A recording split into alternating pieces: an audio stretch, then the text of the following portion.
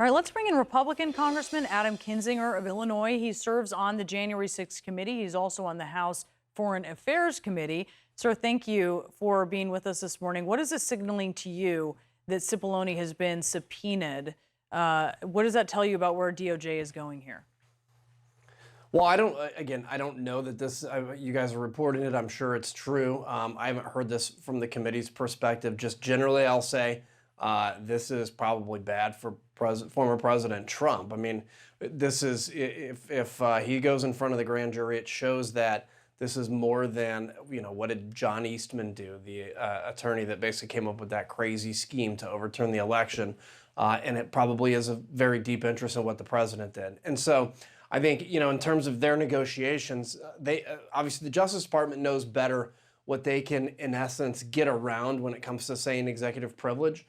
And so I hope they, go at that judiciously. I hope Pat Cipollone actually just tells the truth. I have no doubt that he hasn't, but there's no reason to protect particularly criminal behavior or what could potentially be criminal behavior behind executive privilege. So we'll see where this goes, but there's no doubt that this investigation has developed further along than where we either knew it was or thought it was a few months ago. Is Cipollone an area where the committee and DOJ are cooperating?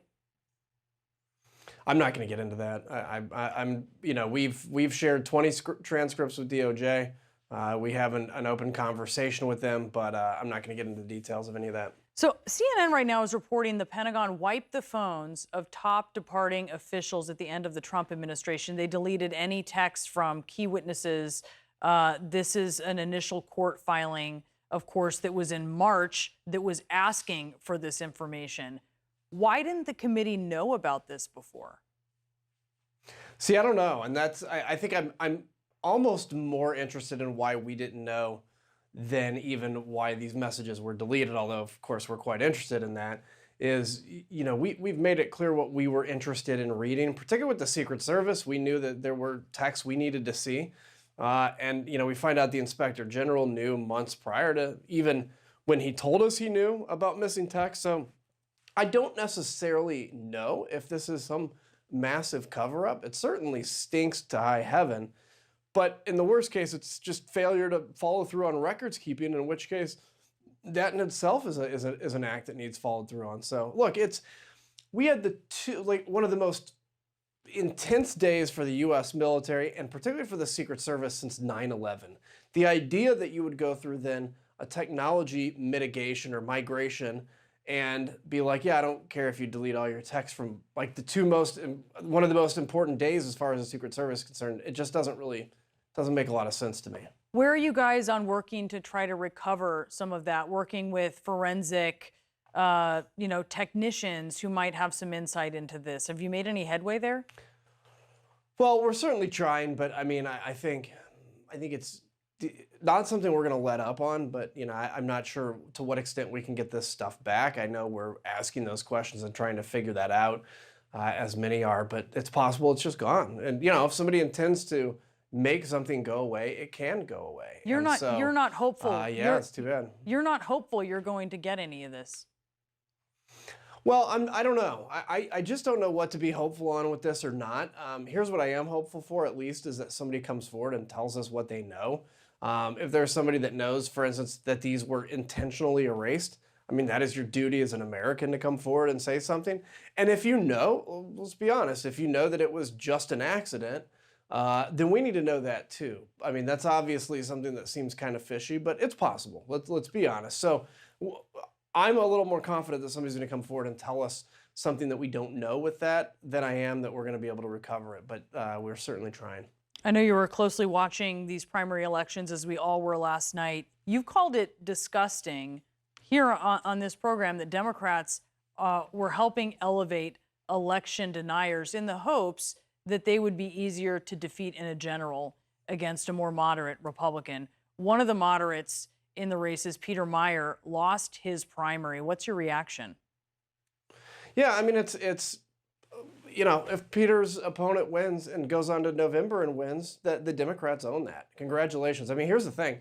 Don't keep coming to me asking where are all the good Republicans that defend democracy, and then take your donors' money and spend $500,000 promoting one of the worst election deniers that's out there. I mean, you know, the DCCC needs to be ashamed of themselves. Thankfully, some members of Congress, Democrats, have spoken out and said they're disgusted. I respect it. I have spoken out against the National Republican Congressional Committee many times when they've done things I've disagreed with. And there are also people that say, well, this is just politics, how cynical that is. And that's why I think Americans are just sick of both parties, to be honest with you. I also want to ask you about the speaker's trip to Taiwan. You're seeing China respond. What do you think? Look, I got to say, that was courageous of the speaker to do. She deserves credit. I was concerned that, you know, after this kind of pressure mounted, that she would back off. And she went through, and she is tough in doing that, and she had to do it. Look, China is going to try to look tough. I don't think they want to escalate. I think Mr. Xi is running again, and he wants to basically send a message to the Communist Party. But look, this is important for us as a country to recognize. Strength, when you do something out of strength, it actually makes conflict less likely.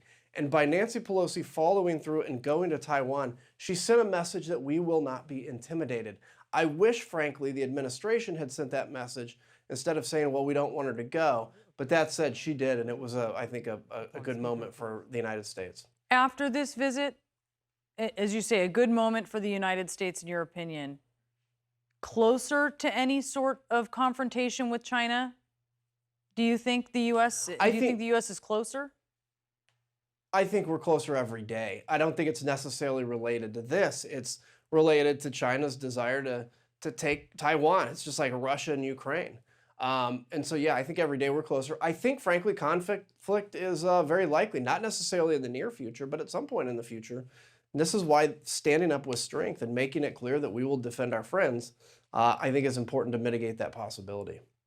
How are you seeing the U.S. yesterday taking out the leader of al-Qaeda in Kabul? Obviously a very successful operation, and yet there he was in Kabul. Certainly sends a message to al-Qaeda they're not safe in Kabul. But what is the takeaway for you about the safety of the U.S.? I think the takeaway is we're a little safer with Zawahiri dead.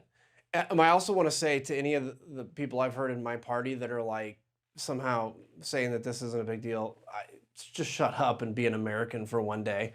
You know, this is a good deal. Now, what's the bad of this? Certainly the Taliban or elements of the Taliban, completely unsurprisingly to me, and I guess completely unsurprisingly to the administration. I heard an administration official say yesterday, oh, yeah, we knew that there was going to be a relationship, but obviously the Taliban and al-Qaeda are back in bed. We shouldn't be surprised at that. We have really been hampered in our ability to fight terrorism. We can do very good tactical things like kill a man if we know where he is, but the strategic implications of what we can do in counterterrorism, building alliances, denying area to an enemy, knowing what their plans are, that has been massively hampered. So look, let's celebrate this win. I'm glad he's dead, but let's go into this eyes wide open. You've got to stay on the offensive against terrorists because they have not changed their opinion. They haven't changed their mind. They still want to do to us what they did, on 9/11. Congressman Kinzinger, it's great to have you this morning. Thanks for being with us.